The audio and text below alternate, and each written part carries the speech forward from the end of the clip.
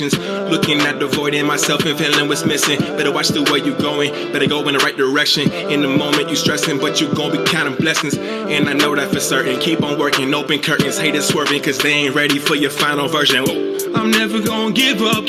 Fall down, I just gotta get up, yeah. Cause this is my road. Let's get my action.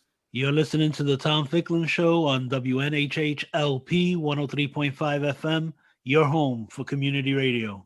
Good morning, everybody. And I always love to say good morning to Harry, our station manager at WNHH 103.5 FM. When Harry mentions LP, and I just wanted to take a little moment and just talk about this, just mention what that reference is from the Federal Communications Commission, FCC, that refers to a low power station. So when this local station here in New Haven first started, we had a low power license, and generally, which meant that you could only hear it on the radio really throughout parts of New Haven, and then a little bit in East Haven, West Haven, North Haven. Fortunately, with Zoom and the internet, et cetera, the show is literally international. So through Facebook Live and through the New Haven Independent, people can listen to us around the world, and they can also have access to Facebook, even see our lovely faces. And those lovely faces today, by the way, include Alicia Santilli, who's got her hair done. I like it. Good morning, Alicia. Karen Jenkins, Dana Wall. And then we had two handsome gentlemen, Michael Twitty and Doug Houseladen. We're going to talk about safety today, and safety in the context of people might safety in every respect, but particularly safety in terms of our cities, our urban cities, and what does it mean to kind of travel safely, to move safely, to ride your bike safely, to skate safely, to jog safely, and I might even throw in Doug to drive safely. So all those components are really, really key in my mind. And this show, this show is important regardless of whether we would do it, whether it was a year ago, 10 years ago, 15 years ago. I mean, think of the advent of streets and horses and horse buggy and horsepower and cars and trucks, et cetera, and pollution. All those issues are kind of, in my mind, kind of coming together now. So the city has really a key opportunity. Doug Houseladen, through our transit and parking department, is going to kind of kick us off. And really a major theme of these next 54 minutes or so is to ask people to kind of spend some time and invest some of your time in what does planning mean, what does safety mean, and how you can do that. There's some upcoming workshops that Doug is going to reference in English and Spanish, and we want people to kind of just see that this is an opportunity for everybody. Government can create policy, but people have to make it happen. Government can give money, but people have to kind of make sure that money is wisely invested and accounted for. So Doug, kick us off and kind of tease people with why they should kind of come out for the workshop. And because we are radio, Zoom, Facebook, and life is kind of really not always predictable. People can't always stay on for the total 55 minutes or listen to the whole 55 minutes of the show, and that's to their disadvantage, by the way. But kick us off and about this upcoming workshop and how people can get involved in spite of COVID and social distancing. Well, thank you so much, Tom, and thank you everyone for joining us today. Appreciate all those that are zooming in, and to the guests that are joining you as well. You know, what we're talking about today is the Safe Routes for All plan, and this is a citywide active transportation planning process. And we're going to try and really talk through the thought speak and all of the coded words that transportation people use to try and really cut through to what we're talking about, which is, if you've ever wondered why something is built the way it is in our right of way, in our roads and our bridges and things, someone sat there and planned it for it. And at the moment, we do not have a plan for how to safely get around on foot, or how to safely get around on two wheels, or how to safely, really don't have much more of a plan than how to safely get around and how to enhance our bus system. All three of those is a big component of what we're calling our active transportation plan. Active transportation is really, and Dana Wall will go into it, our consultant team with Street Plans Collaborative is working through it and helping us engage with our partners at CARE, Community Alliance Research and Engagement. Active transportation is really any human-powered activity. You're hearing a lot of people talking and reconnecting with their cities through this pandemic. And just to, I want to make sure that it's March 1st, 2021. And a lot of things are going on in the world locally, but from my perspective, a lot of people are reconnecting with where they live and really being forced to, or taking advantage of the local. And one thing that people have started to really realize, and it's been, from my perspective as the director of transportation for the city of New Haven, a lot of people are starting to realize that there's a lot of gaps out there still. It's 2021, but we still can't cross the street. It's the old, how does the chicken cross the road? But I don't want to be a chicken, and certainly would like to just get to the park that's over there. So, I think through this Safe Routes for All planning process, it's multi-year. It's really taking its time in thoughtfully, presently, reaching out to our neighbors and trying to get a lot of people to have a say in how our next round of infrastructure money is spent here locally, and how that will make their lives better all around. Excellent. So again, don't leave people teasing. There's an upcoming event. I think we're going to mention this commercial a lot. This is how I suck up all the airtime, Tom. I'm sorry about that. So we've got two big public meetings. We know how males are. We often give the ladies a chance to speak because they run the world.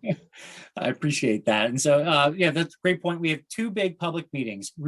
Kicking off our public engagement strategy is going to be on March 24th and March 31st. March 24th will be in English.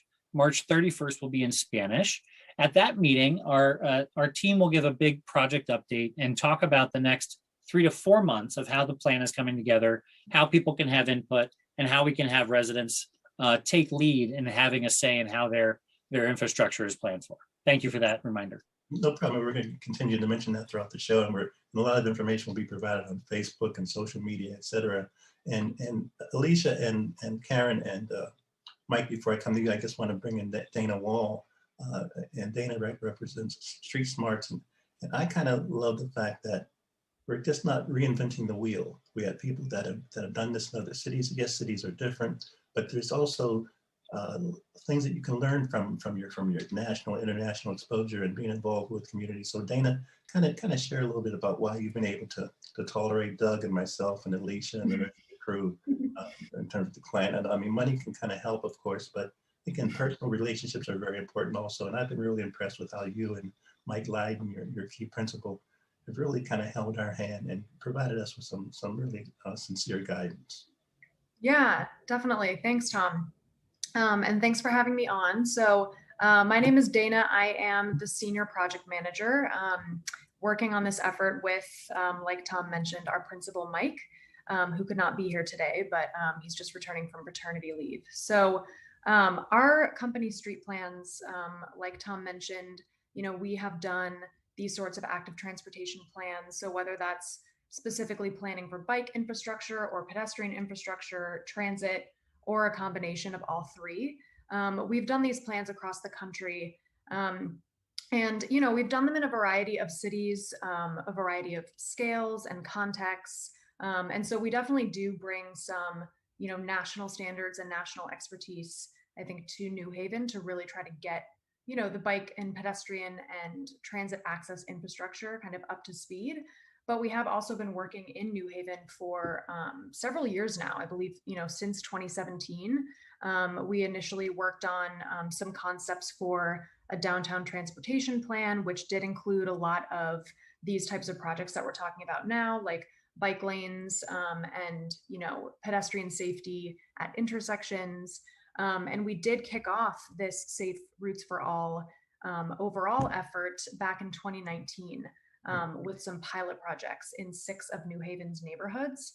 And unfortunately, we had to take a big break due to, mostly delays from the pandemic between those pilot projects and then moving right into the planning process. But we have recently restarted and we're really excited to get back in touch with New Haven residents and really start diving into the public engagement portion of this effort and really start talking to residents about how we can help them get around safely in their city. And Alicia, I want to come to you next, but I guess I wanted Dana and Doug to kind of weigh in that this is when we say, you hear people talk about citywide planning. Oh, in some people's mind, they may think, oh, that might be, we may say citywide, but it really might be only Westville or this is literally, correct me if I'm wrong, every street, every intersection, you're surveying every every every street, every intersection. Yeah, definitely. So, we're, for example, in our existing conditions phase right now. So, what that entails is doing what you just said, basically looking at the existing bikeway network, for example, also looking at previous plans to see what was proposed for, new bike lane streets that maybe don't have any infrastructure, for example. So, we're doing a lot of mapping right now so that we can literally take a look at every street, see what's possible. We are also taking inventory of every intersection in the city. So we started basically, looking at every neighborhood and kind of starting down at that fine grain level, and then we're going to bring it all together to give us an overview of, maybe which neighborhoods are particularly lacking in crosswalks or quality sidewalks. Which neighborhoods are lacking in ADA curb ramps at intersections. And so we'll have a really full picture of that. And we're using a lot of the city's previous plans also as a base, so like you mentioned before, we're not reinventing the wheel or really starting from scratch necessarily. If anything, we are taking a look at those, doing our own on the ground kind of surveying in addition to data collection, and then, helping the city really prioritize where to go from there. So it might seem, like a really large scale, but the end result is to have really a guide or a roadmap for the city to start implementing these things. Love that people map. And so people should come out when again? The kind of or through Zoom. Yeah. So our first public workshop is Wednesday, March 24th at 6 p.m. It will be virtual. And we are going to be following up that workshop with a Spanish only workshop. So essentially the exact same format, exact same content in Spanish only on Wednesday, March 31st at 6 p.m. And then I'll also add, a large part of both the public engagement and the data collection effort is these sorts of on the ground surveys. So for all of our active transportation plans, we do something called handlebar surveys. And those are essentially, getting together with the community and biking the streets of New Haven to see where there are particularly challenging areas, talk to people about the streets in their neighborhoods, about how they can or cannot bike or walk or get around. So we will also be doing those in April and May. We'll have a couple of dates per month. And I think we're going to try to tackle, we're going to try to do them maybe one in each quadrant of the city. So we won't be able to hit every single neighborhood, but we're going to try to make sure that we get every sort of major area of the city. And it'll be about a couple miles of biking, a couple hours, likely will be on the weekends. So people should also kind of keep an eye out for those when we start promoting. Alicia, just before I come to you again, we've had asked Mike Twitty and Aaron Jenkins to join us because they're very much involved with really, I think not just the importance of biking, but what biking represents. And there's a sense that you're in control. There's a sense that you're exercising. And also, I think sometimes when I see people on bikes, I think even adults, I think they're reconnecting with their young person, their inner child. If I think it's kind of philosophical. So there's so many reasons I think bikes are important. But Alicia, as a director of Community Alliance for Research, and people might be saying, how in heaven is CARE involved with this? Why? I mean, community engagement for research and Community Alliance for Research and Engagement and after transit. What's the connection there? And then some people might know that Center for Disease Control has been involved. So kind of help us connect the dots about how this kind of very fundamental way, real breathing definition of public health.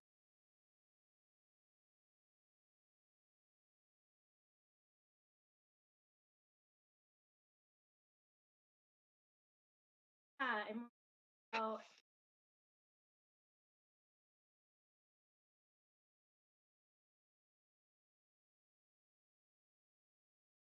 backup.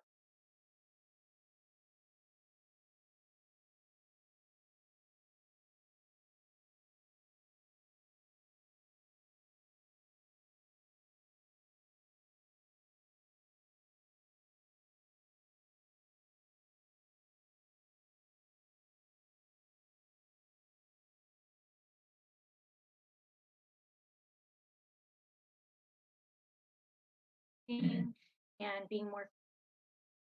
And there's been a really big trend in public health over the decades where we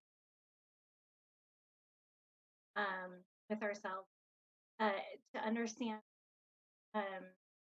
changing our eating habits, activity level. It's much more about the system, communities in which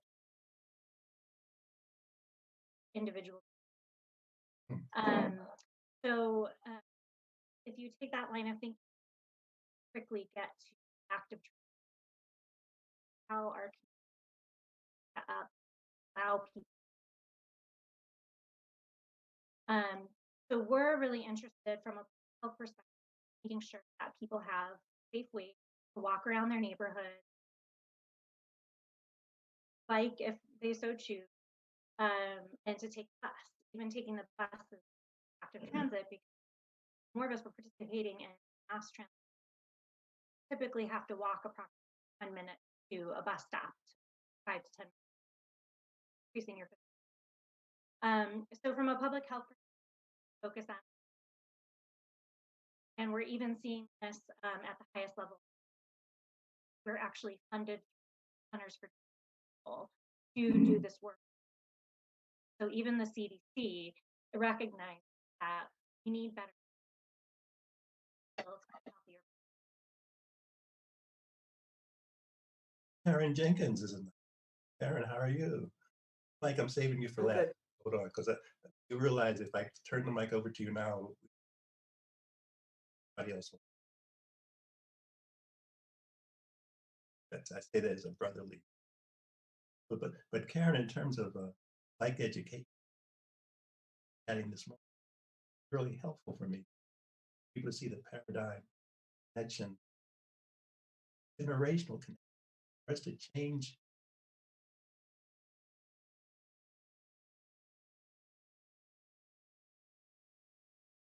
Schools understand, parents understand. So tell us a little bit about why you're involved with education. Thank you for having me on the show this morning. I'm going to start by a little bit out from bike education and remind everyone that the roads were not built for cars. The League of American Bicyclists was formed in 1880 to advocate for safe roads for cyclists. And there's a very good book called Roads Were Not Built for Cars. I can't think of his name. Carlton Reed is his name. And it gives you the history of why we have roads in the United States. And interestingly, our roads are the biggest public space in any community. Not our parks, it's the road network. And even the conversation starting today seems to assume that we need to change people's behavior around cars rather than eliminating the use of so many cars. So having more crosswalks or bike infrastructure doesn't really address the fundamental issue of there are too many cars on the road, and too many motorists who are not respectful of pedestrians and people on bicycles. So I hope that's not too radical a comment for everybody. Actually, I hope it is. So thinking about bike education, and I do not want to eliminate pedestrians, because if you meet the needs of cyclists, you will meet the needs of pedestrians. So we always put pedestrians before cyclists. But we also have a number of social equity issues involved in biking, because bike lanes tend to go in better served neighborhoods. I suspect that when you do your mapping of the city, you're going to find that the more dangerous places are where people are in lower income neighborhoods. We also have to remember that there are many people who ride bikes as their only means of transportation other than to get to work, other than the bus. So having racks on buses is very important. Being able to take bikes on trains is equally important. So it's all integrated. So I'm with an organization called the New Haven Coalition for Active Transportation. I'm delighted that Doug is on the phone because he's one of our board members and was involved with the founding of the organization from the start of the organization about 3 years ago. And we promote active transportation, walking and biking. Right now, we're focused on bike education. We firmly believe that the more people on bikes, the better for everyone. The quicker the infrastructure changes will happen. But unfortunately, most people are afraid to ride their bikes in traffic. They haven't been taught how to ride properly. They don't necessarily know the rules of the road. So we're offering bike education classes at no charge to anyone who registers. We also offer free bike helmets at no charge to all who need one. Our classes are taught by league cycling instructors. These are people who have undergone a rigorous training process to deliver the smart cycling curriculum of the League of American Bicyclists. And I'm thrilled to say that 3 of us on this call are LCIs, Doug Housladen, Michael Twitty, and myself. And we train people how to ride their bikes safely, confidently, and with joy. And that's people of all ages. And while I don't want to take a lot of time, I also want to mention how important it is for bike education to be integrated into our school systems. We know that children who ride bikes ride more safely if they have an education, they're healthier, they see their communities differently, and they become vocal advocates for safe streets as they grow into adulthood. Thank you. I think, Karen, you mentioned, and I really appreciate your comments. Are you looking to fill a position? Reference, you're looking to fill a position? Thank you for asking. Yes, we are thrilled that in our short life of 3 years, the New Haven Coalition for Active Transportation, or NHCAT, is currently advertising for a bike education coordinator. It's the first time we're hiring someone in that capacity. It's part-time, 10 hours a week, at $20 an hour. And I'm happy to send the application or post it online, or you can probably find it on the NHCAT Facebook page, and hope that people who have the qualifications will apply. We're very excited about it. And we will also, in about 2 weeks, start a fundraising campaign with Sustainable Connecticut. So it will be a match campaign, and please look for notices about that. Dig deep, so that we can offer bike education at no charge to everyone who applies through our registration system. We also set up bike education classes for specific organizations. So we did a class for people at New Haven Works a couple of months ago, and very thrilled to say that one of the people who took the class became certified as a Yale Security Bicycle Officer. Excellent. So, yeah. Michael, just before I come to you, Dana or Doug, kind of share about what's cooking later this month in terms of participating in some of the opening workshops and also involved. Yeah, thank you, Tom. And so I think just to reiterate what Dana mentioned previously, we've got a really great opportunity coming up in March, as well as in April and May, to engage with the Safe Routes for All plan. In March, we have 2 public meetings. One is in English on March 24th, and one is in Spanish on March 31st. And we'll be welcoming public to engage and giving large check-ins on where we've been over the last 2 years, since our March and April engagement meetings were canceled last 2020 since the pandemic. So it's I think what we're trying to do with the Safe Routes for All plan is there's some nitty gritty things that we're trying to do, the intersection by intersection. There's about 1,600 of them, street by street, really getting into fine point about where we're missing gaps, trying to identify gaps, and then put together maybe a funding strategy on how to go forward to start, filling those gaps and starting to complete some of this infrastructure. Some of the gaps that we're really talking about, and Dana mentioned the intersections, is, a lot of our intersections that are signalized do not have pedestrian crosswalk heads. They don't have the basics. What does that mean in layperson's terms? Thank you. Yeah. So in layperson term, there's no little signal that says the red hand or the white person that's walking. So, By the way, we're going to make that the black person moving. Thank you. Yeah. So the clear person and the red hand, I guess, is a better way to put it. Which the basics are not being taken care of in some senses. So we don't even have the basic infrastructure done. So a lot of the work we're talking about is mapping a state of good repair and putting that into a schedule and sort of an order of magnitude budget to say, something we did a generation ago, 8 years ago, is we started, documenting the pavement budget and saying, if we give us a little bit more, we'll have this good of roads. And what we'd like to do is something similar with our pedestrian infrastructure. It'll something we've heard a lot about. Again, I mentioned that people are returning to the local and walking a lot more in their neighborhoods, et cetera, et cetera. And there's a lot of talk in sort of the transportation space of this concept of a 15-minute city or something. But all of this talk is really just new ways of saying the same thing we've been saying for 50,000 years as humans, that we like each other, we like cities, and we got to get around them safely. Only in the last 150 years has our transportation mode been really so deadly that it's also been prioritizing one mode at the expense of the others. And as Karen mentioned, the history of roads is clear in America. I'd love to hear more from Michael's experiences in the Black and Brown Soul Cyclist movement he's been leading in New Haven and his LCI work. But we've had a lot of investment in highway funding, but we haven't had a lot of investment in getting pedestrians across the street to the grocery store.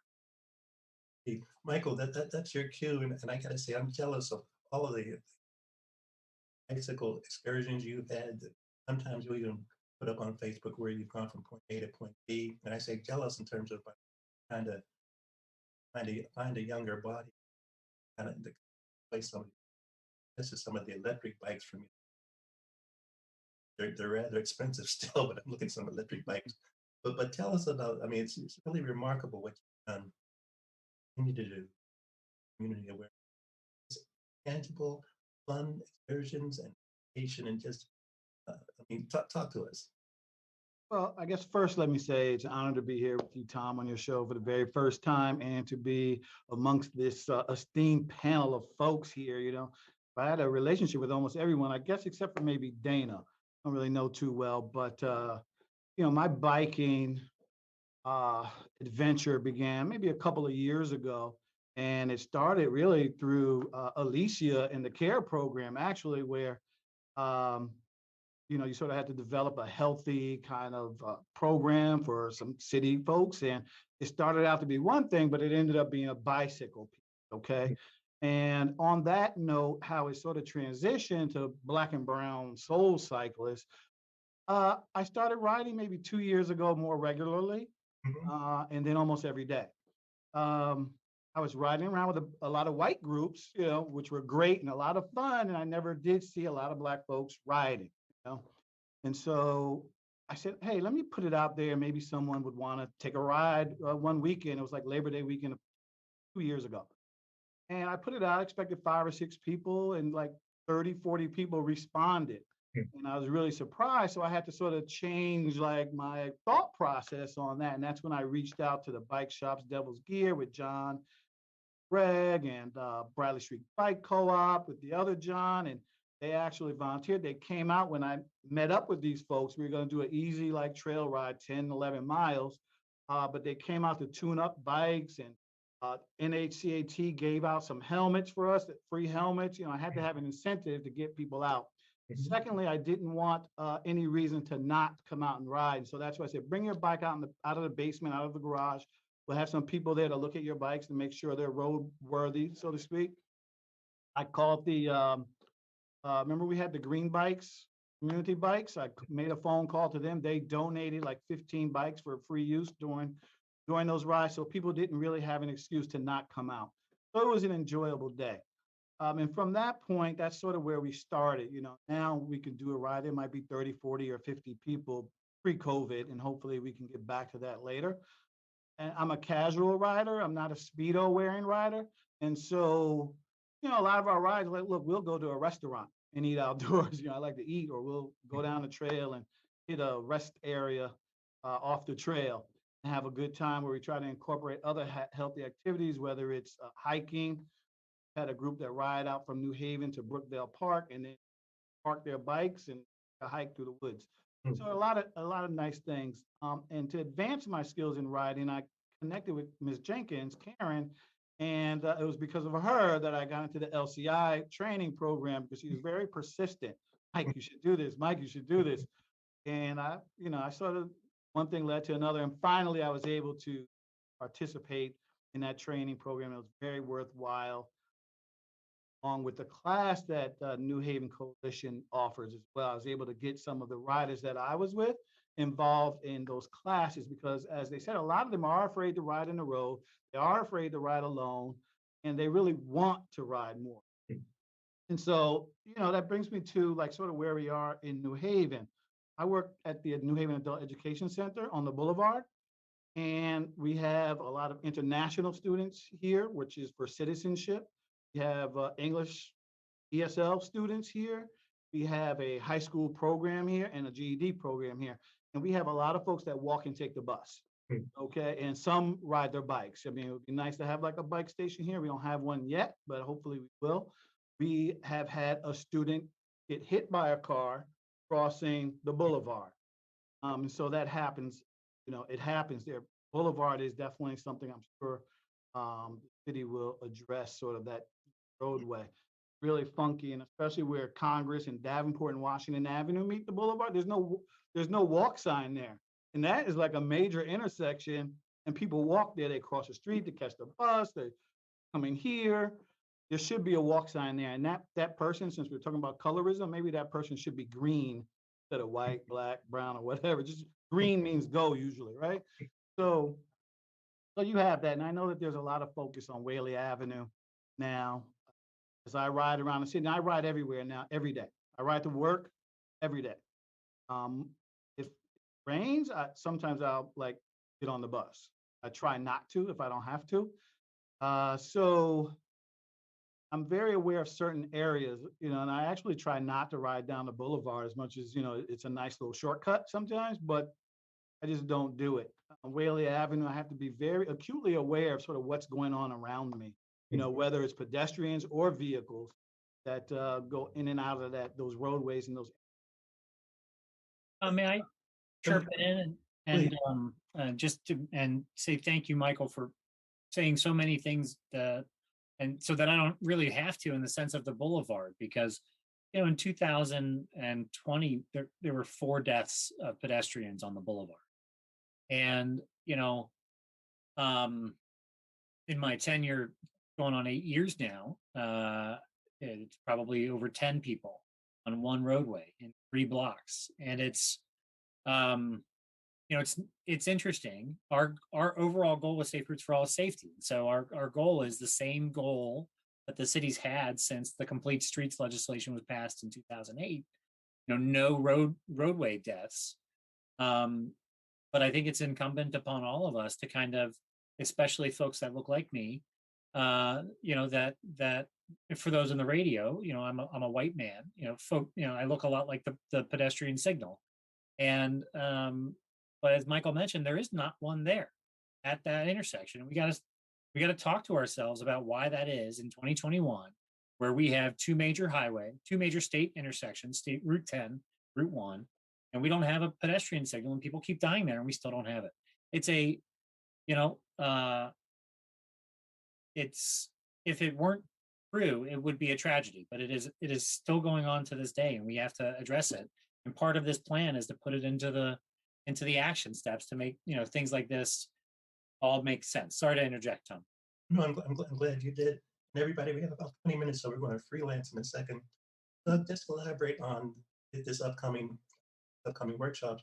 And if a person comes to these or zooms into these upcoming workshops, how do they actually impact increasing the safety that you talked about? How do they, or the lack of safety that you just talked about? What's the connection between plan and helping more street things that require color? Thank you. And I'll probably tap Dana to help fill out some of this response, which is, the biggest way that we can affect this planning process is to hear from you, hear from residents in New Haven, hear from the users of the roadway. And we really want to talk to the folks at the Board of Education, Adult Board of Ed. We want to talk to folks who are finding their everyday commute to have these little injustices, these not to use a term incorrectly, but like these microaggressions on pedestrianism or on your cycling commute or your bus commute. Where did you go to the bus stop and there were 4 people and nowhere to sit? Where did you go to an intersection and couldn't cross the street for 3 minutes because cars kept whizzing by? Where Where was it hard to take your laundry to the laundromat? These are the kind of experiences we need to map, because for so many years, folks in my organization or my position have really only worried about the folks that are driving in from 9 to 5 on Monday through Friday specifically. So Dana, I don't know if you want to mention how people's input on the 24th, 31st and in the walking audits and bike audits going forward. Yeah, definitely. So I guess for the first public workshop, typically what we come prepared with is, a presentation, like you said, of the scope of work and where we're at in that scope of work, but also what we have been able to glean so far from combing through existing city plans, and from doing the exercise like we're doing intersection analysis, looking at crash data, compiling other data that the city has, maybe on, like you said, pavement condition and that sort of thing. So we come prepared with maybe some initial conclusions that we've been able to make just based on sort of what we call the 30,000-foot view, which is, what we can tell from afar. So what does the crash data tell us about what the most dangerous corridors and intersections are? What is covered maybe in existing plans? What analyses have already been done that we can build on?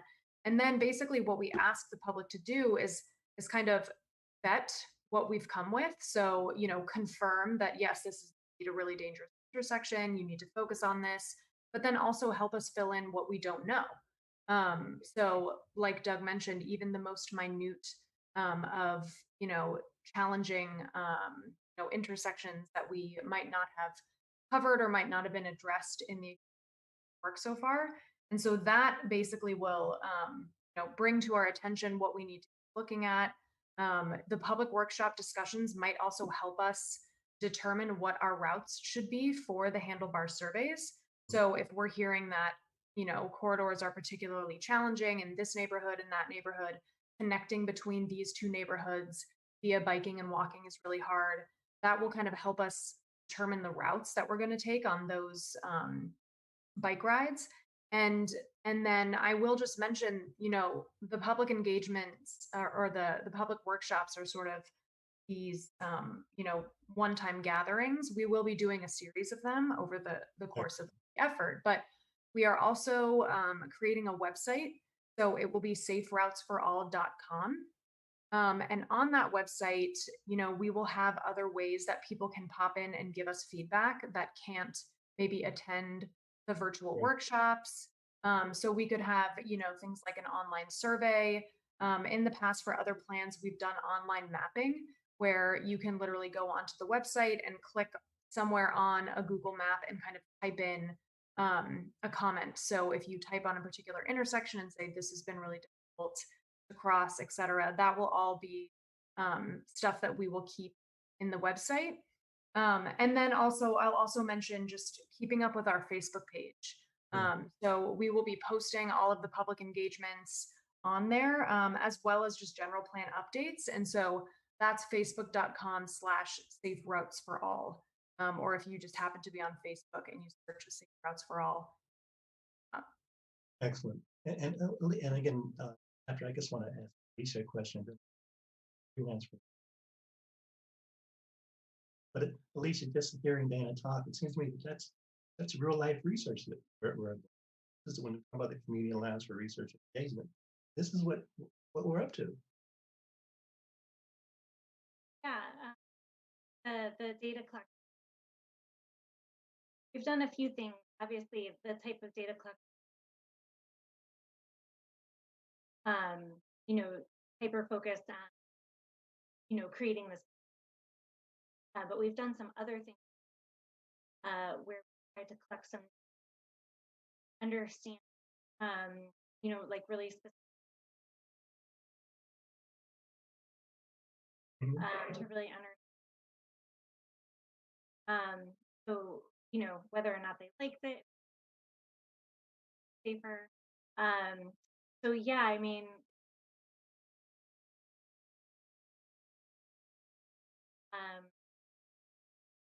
sure that we're being informed by data and that we're being informed by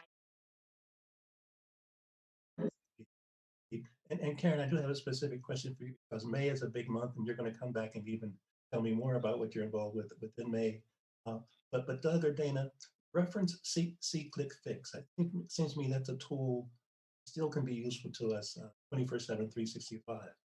That's a great point, Tom. And one thing that the street plans is one of the data sets that they're looking at is existing requests going back to the beginning of See-Click Fix with regards to a number of categories that have been historically has a lot of good information throughout the years.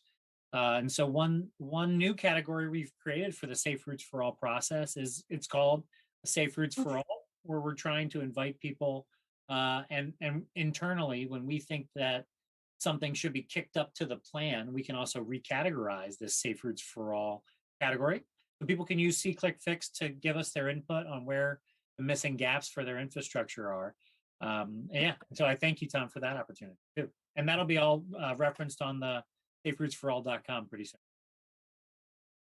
Michael, I want to kind of not digress, but go back to your your excursions and your mega events and your really communion building you've been involved. Specifically, when you have posted pictures of people after the journey or even before, just seeing how they've stood with their helmets, the sense of pride that I get about people that have participated in the psychological kind of buzz, stimulus that I sense people kind of experience during some of these journeys. Any thoughts about that? Just as an observer, I'm just particularly the young ladies, they really seem excited about being able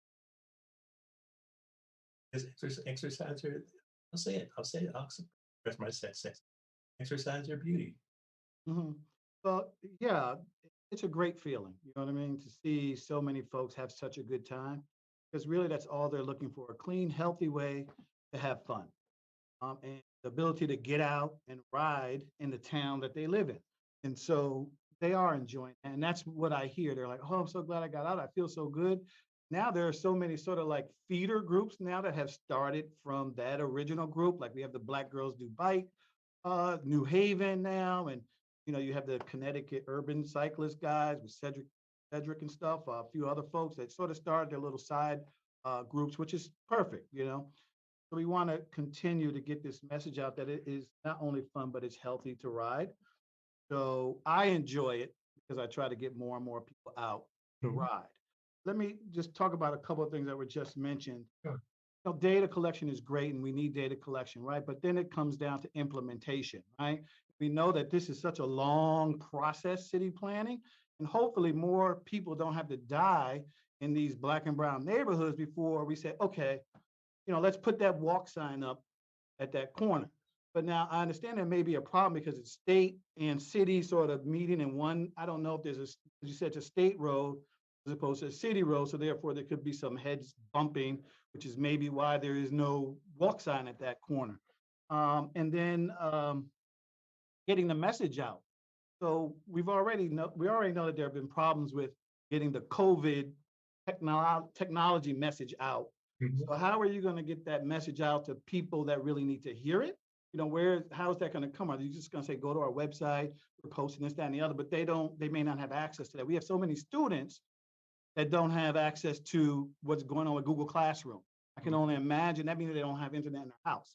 So that's one other quick thing, Doug, before you talk, is that maybe we should start ingraining this piece on biking in the schools, right? Let's hope that we can sort of implement programming in all of the New Haven schools.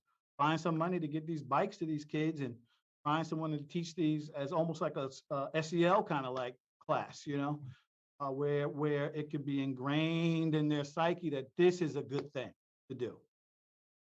Let's have Karen jump in first. Doug, give you some more time. I'm going to try to make this really short. First of all, for Tom, there are all kinds of bicycles for people of all kinds of ages. We should have pedicab city. There are tricycles, so we're going to talk about that. May Bike Month, so I look forward to coming back on the program.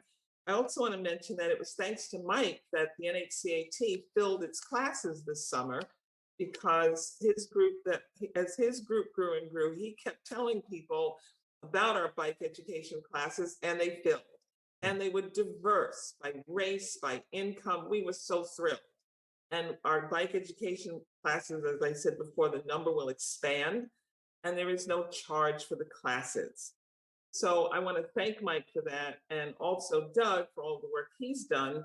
But I also want to say, and this is going to be sort of radical, just close all the streets every Sunday. Stop all motorized traffic. I'm a big believer in research, but if people can't see the streets without traffic, it's difficult for them to understand how the streets can work to their benefit. So we've been working, Doug, as Doug knows, we're looking at holding a ciclovia, which for those of you who don't know is when you close the streets. And we're looking at 2022, it's still very preliminary, but I say just close the streets. And frankly, close I-91 from Hartford to New Haven every Sunday. Just get all the traffic off the road and open the roads to people on bikes and on foot. End of story. Thank you. Karen, I'm not sure, am I still obligated to do the May show with you, or are you still? Yeah, you're still obligated. I see. I open up my big. Yes. Got to step up. It's time to step up. Doug, address the can I bite? Yeah, I'd love to bite on that, which is, do it. We have a lot of work ahead of us to create transportation policy and projects that are going to undo the racist past of prior decisions. And what I mean by that is, anti-racist work will be undoing work. If you're just, going along with the flow, that means you're allowed the system to continue in its process. So very recently, we heard from the Federal Transportation Division under Secretary Pete Buttigieg that the department's going to be very interested in highway removal projects. And, I remember in 2007, sitting in a career high school auditorium, listening to the former mayor of, I think, Milwaukee, talking from the Congress of New Urbanism about this crazy idea of taking highways out of cities and what happened. And I think what it's important to remember is that there was a neighborhood before the highway, that there were neighborhoods in New Haven before the highway. We had 170,000 souls sleeping here before the highway came to New Haven and took us into a rapid decline in population. We're now up to 130,000. And I venture to say our next census might jump us up to 135 if it weren't for, COVID and challenges with census. But the point is, our work here is to really undo it. So if we're talking about transportation reparations or things along the lines, yeah, let's talk about closing highways on Sundays, because that's where our neighborhoods are. And I don't mean to, I do mean to, actually. I do mean to completely agree with Karen, as is usually the best idea to do in every time she speaks. But and to do that, we can start with city-owned streets and ciclovias to really figure out with how do we have streets that are for the people and that live near them, rather than those that are trying to drive through them. Doug, you mentioned ciclovia, which is a term I'm not familiar with. Is it on the upcoming SAT test or LSAT? Karen mentioned it. It's just when you shut down roads, and it's I'll let Karen or Dana kind of speak to it a little bit better. Well, no, I just was curious about the word. I'd never heard that term. Well, it's Spanish for bicycle highway. That's the easiest translation. And it's where a municipality, the largest one is in Bogota, Colombia, which I have had the fortune to visit. There's Ria Recreativa in Mexico City. They're becoming more and more common.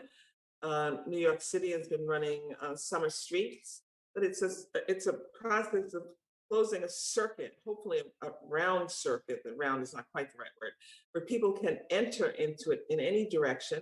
And for the period of time that the roads are open only to pedestrians, whatever active dance, you can roll your wheelchair, push your baby carriage, there is no motorized traffic on the roads. It's not a block party, close 1 or 2 blocks. It's where there's a continuous route that moves people around the city or parts of the city safely. And they can then reimagine or imagine what their streets would look like without motor cars or motorized vehicles on them. We have about 5 minutes, so let's take a minute, everybody, and address if you're comfortable. Michael's forceful and I think very appropriate idea that there has to be a fierce urgency of the now. Fierce urgency of the now. Alicia, maybe kick us off in that regard in terms of your 1 or 2 minutes. And Dana, Doug, and we'll have word. Harry, our station manager, will play music, so we know that when we are being dismissed, class is being ended. So let's just push the envelope. I think for the fierce urgency of today include, we've seen a pretty big increase in pedestrian accidents and fatalities over the past 10. Meanwhile, the majority of New Haven residents are 55% of New Haven don't drive to work. So, the urgency is around people are actually dying by car, by simply walking through. That's one point of. The other point is around ensuring that the most people are involved in are typically have a voice. And so that's a big role that we're trying to care. And, I think if we look at this from, and, it's been touched on times, but really that mid-century traffic route that Doug was referencing was due to white flight, being the and the streets getting completely redone in a way that facilitated white people getting in and out of the city at the expense of black and brown. Deal with the consequences of having their streets ripped out of their. Now, I know we're going to wrap up, so I'll just cut Dana off by saying that this is doable. Dana, are you going to allow Doug to cut you off, or do you? I was going to add a little piece about equity, but go ahead. No, please do, Dana. Okay. Well, I was going to mention that another part of these plans, so not only are we planning for the actual infrastructure, but something that we integrate into our plans as well is something called the 5 E's. And that's very typical of active transportation plans, which cover equity, education, enforcement, encouragement, and evaluation. So I just wanted to add this piece about equity. It's not just about telling the city, where to put a new crosswalk, where to put a new bikeway. There are also plenty of other recommendations that we can make to create this whole system that really encourages and supports active transportation in New Haven. So we're really looking forward to that piece of the as well. Excellent. Michael? Yes, I love New Haven, period. Okay, whether it's biking, walking, riding, whatever, everything about New Haven, So I hope that, this really does impact everyone in New Haven and does it more quickly. And, I don't want to be 80 when stuff happening. So that's I have to say. And Charles Brown, look up Charles Brown. He was here a couple of years ago. He was supposed to be here at Yale, and COVID happened and wiped that all out. But Tom, do some research. Nothing else to do, so let me do that. Douglas. Thank you, Tom. And I was just getting worried of time earlier. And I was just say that, with all of this challenge ahead of us, we had a record number of pedestrian deaths, 9 and 20. And it's doable. We have 20 square miles, people. We have a lot of sidewalks. We are an extremely walkable city, and we still can do even better. And I think it's very important for us as a community to recognize that this is doable. Look at Broadway in New York City. There is no traffic on Broadway. If Times Square can do it, we can do this in New Haven with our 16,000 cars a day. That's nothing compared to what they had to face in other communities that have tried. Aaron. Just want to say thank you very much for having us, and this is doable. We're ready. Thank you, everybody. Thank you. Let's just maximize the fierce urgency of the now. Listen, I'm never quitting what I'm giving. Got some ambition, this new edition, filling positions. Looking at the void in myself and feeling what's missing. Better watch the way you going. Better go in the right direction. In the moment you stressing, but you gonna be counting blessings. And I know that for certain. Keep on working, open curtains, haters swerving, cause they ain't ready for your final version. I'm never gonna give up, fall down.